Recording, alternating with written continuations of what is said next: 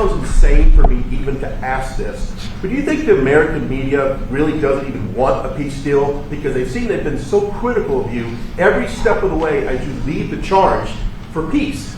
It's an amazing phenomenon. I said that if in the settlement you got Moscow, St. Petersburg, and thousands of miles around them, they would say I made a bad deal. The level of hatred and animosity is incredible. Not with all. I mean, we have great people up here. We also have terrible people up there that I think are told what to say. But, in solving all of these wars, they don't even write about it. I saw major wars. I saw wars that have been going on for 31, 35, and 37, and a couple of quicker ones. One that was going to go into a full-blown deal very quickly. What the one I'm talking about, it was a big one. But they don't even write about that.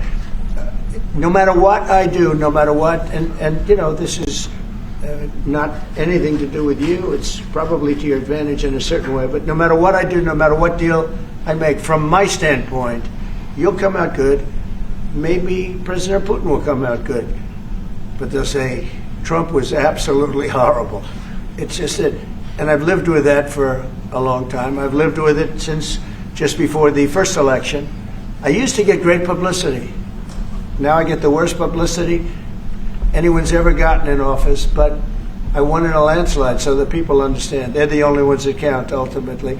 But I've also had great reporters. I've had journalists that are very good. But it's very sad when you do the right thing. As an example, they said, because of the fact that Vladimir Putin came to American soil, this was a tremendous defeat for Donald Trump. No, it was really wonderful that he did it. It was a hard thing for him to do, to be honest with you.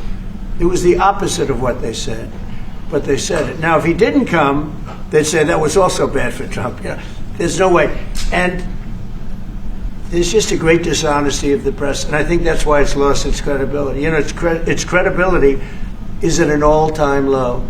We have a thing going on right now in D.C.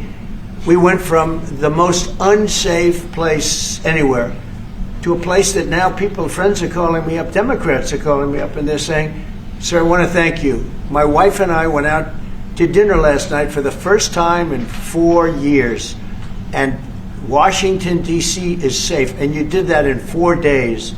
I'll tell you, it's safe. I had another friend of mine, he has a son who's a great golfer, he's on tour, and he came in fourth yesterday in the big tournament where Scotty Scheffler made the great shot, and he said his son is going to dinner in Washington, D.C. tonight. I said, would you have allowed that to happen a year ago? He said, no way, no way. He said, what you've done is incredible.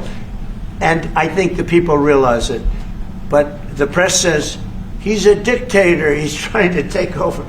No, all I want is security for our people. But people that haven't gone out to dinner in Washington, D.C. in 2 years are going out to dinner. And the restaurants the last 2 days were busier than they've been in a long time. Thank you for the question.